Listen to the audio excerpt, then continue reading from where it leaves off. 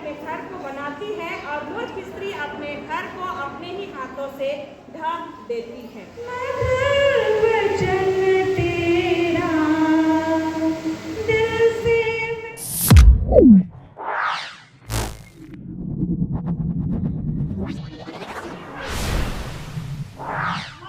धन्यवादी हूँ महिला समिति मित्रापुर पेरिस काउंसिल के अधिकारियों को और अपने यहाँ जितने उपस्थित हैं हमारे पाद्रीगण, हमारे प्रचारकगण और हमारे जितने ऑफिसर्स हैं, सबों को धन्यवाद के साथ आज के दिन के लिए परमेश्वर के वचनों से जोड़ना चाहती हूँ। आइए हम आज परमेश्वर के वचन जो मित्रापुर पेरिस काउंसिल महिला समिति नवा वार्षिक सम्मेलन के उपलक्ष्य पर रखा गया है, नीति वचन 12 का 4, उसको ध्यान और मनन करने से पहले हम लोग गीत गाएंगे। तेरा है प्रभु, जीवन की ज्योति है, वचन तेरा है गुरु, अनंत जीवन है, वचन तेरा है प्रभु, जीवन की ज्योति है, वचन तेरा है गुरु, अनंत जीवन है, दिव्य वचन तेरा भक्ति से सुन लूंगा, मधुर वचन तेरा दिल से मैं मानूंगा, दिव्य वचन तेरा भक्ति से सुन लूंगा, मधुर वचन तेरा दिल से मैं मानूंगा, भूत मिटाता है अमर वचन तेरा, प्यास बुझाता है मीठा वचन तेरा। सब कोई गाएंगे। भूत मिटाता है अमर वचन तेरा, प्यास बुझाता है मीठा वचन तेरा, दिव्य वचन तेरा भक्ति से सुन लूंगा, मधुर वचन तेरा दिल से मैं मानूंगा, दिव्य वचन तेरा भक्ति से सुन लूंगा, मधुर वचन तेरा दिल से मैं मानूंगा, वचन तेरा है प्रभु, जीवन की ज्योति है, वचन तेरा है गुरु, अनंत जीवन है। आइए हम प्रार्थना करें। सर्वशक्तिमान परमेश्वर दयालु पिता, धन्यवाद के साथ प्रभु इस घड़ी हम मित्रापुर पेरिस काउंसिल महिला समिति नववार्षिक सम्मेलन में उपस्थित होकर तुझे पुकारते हैं।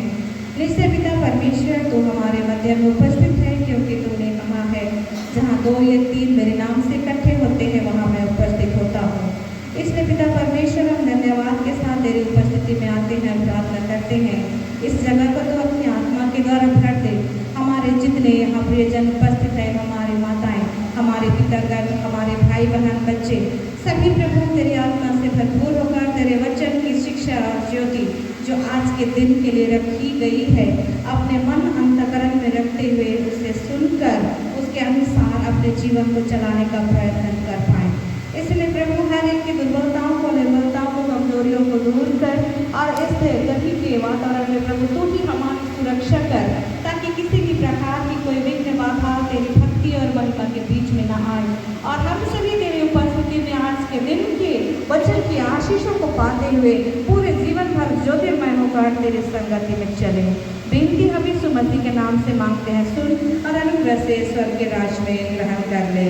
आमीन। प्रार्थना करेंगे या पढ़ने में अगुवाई करेंगे।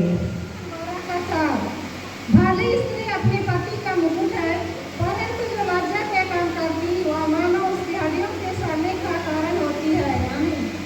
धन्यवाद। पवित्र वचन में जाएंगे जो आज का मूल विषय है, और आज का मूल विषय हम लोगों ने सुना क्या है? माँ लोग बोलेंगे, माताएं बोलेंगे ना, क्या है आज का मूल विषय? हाँ, तो आप लोगों ने सुना है और पढ़ा है और जरूर से भजन मोड़ की तैयारी भी इस मूल विषय पर करके आए होंगे। इसीलिए आइए हम इस वचन पर मनन करेंगे और हम ईश्वर पिता का धन्यवाद करते हैं, क्योंकि परमेश्वर पिता ही है जो हम सबों को अगुवाई करता है और सुंदर जीवन के साथ अपनी पवित्र उपस्थिति में आने का मौका देता है। इसलिए हमारे जीवन में हम जब मसीही भाई और बहन हैं तो हमारे लिए आवश्यक है कि अपने जीवन के हर कामों को हम प्रभु के नाम से करें। और इसलिए कुलुसी 3:17 में हम पाते हैं वचन में या काम में, जो कुछ भी करो प्रभु यीशु मसीह के नाम से करो और उसके द्वारा परमेश्वर पिता का धन्यवाद करो। आज के दिन का यह विशेष कार्य पेरिस काउंसिल बिरमित्रापुर का महिला वार्षिक सम्मेलन और इस कार्य को, यह जो बड़ा कार्य है जिसमें परमेश्वर का पवित्र वचन हर एक माताओं के जीवन के लिए, विश्वासियों के जीवन के लिए अगुवाई की जाती है, ताकि वे आत्मिक रूप से सशक्त होकर लौकिक रूप से भी परमेश्वर की संगति में आगे बढ़ें। इस दिन के इस बड़े कार्य को हम प्रभु के नाम से आरंभ करते हैं। और उसी प्रकार हम देखते हैं पहला थिस्सलुनी 5:18 में भी कहता है कि हर बात में धन्यवाद करो, क्योंकि तुम्हारे लिए मसीह यीशु में परमेश्वर की यही इच्छा है। आज हम कुशलता के साथ में यहाँ पहुँचे, सुरक्षित जीवन के साथ परमेश्वर की संगति में आते हैं और आज परमेश्वर के पवित्र वचन से जुड़कर आत्मिक रूप से अगुवाई पाने के लिए तत्पर हैं। तो हर बातें हम सबों के जीवन के लिए परमेश्वर की ओर से धन्यवाद का विषय ही है। मेरे प्रियो, आज का जो वचन मूल वचन के रूप में आपने रखा है नीति वचन से, और यह सुलेमान का नीति वचन है जो हर एक मनुष्यों के जीवन के लिए, नैतिक जीवन, व्यवहारिक जीवन के लिए, धार्मिक जीवन के लिए अगुवाई करती है, ताकि विश्वासियों का जीवन, मनुष्यों का जीवन सुंदर बने, उनका जीवन सुंदर बने और वे प्रभु की दृष्टि में प्रभु के लोग होकर अपने जीवन को उसकी महिमा के लिए व्यतीत करें।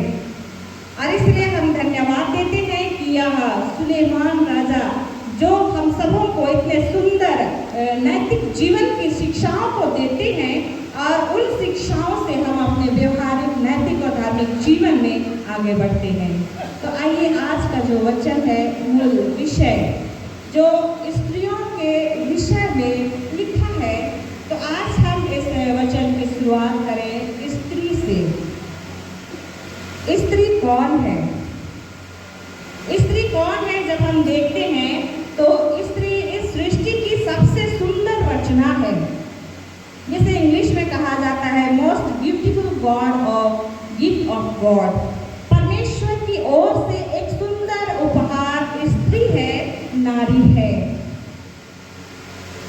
क्योंकि हम देखते हैं जैसे मनुष्य की रचना होती है और उसमें हम पाते हैं उत्पत्ति 1:26 में वचन कहता है कि परमेश्वर ने मनुष्य को अपने स्वरूप में बनाया है, और यह स्वरूप ना सिर्फ भाइयों के लिए, पिताओं के लिए, पुरुषों के लिए, नर के लिए, बल्कि ये स्त्रियों के लिए भी है, और वो भी परमेश्वर की सुंदर स्वरूप में सृजी गई है।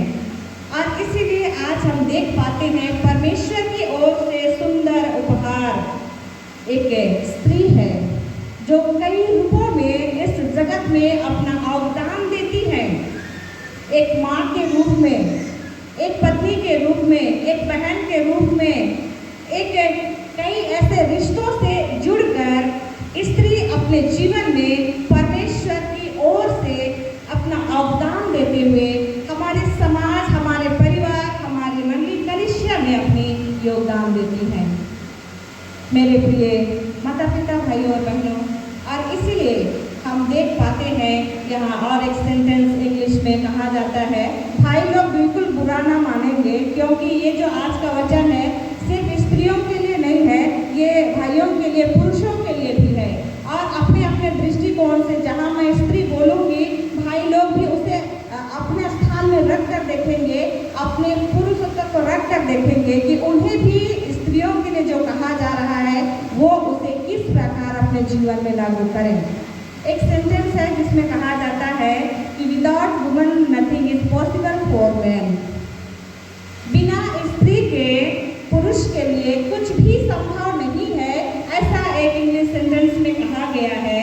और इस वचन को, इस सेंटेंस को जब हम वचन से जोड़ते हैं, उत्पत्ति की किताब में जब हम पढ़ेंगे 1:26 में, जिसमें कहा गया है परमेश्वर का वचन, परमेश्वर ने उनको आशीष दी और कहा फूलो फलो और दुनिया में भर जाओ।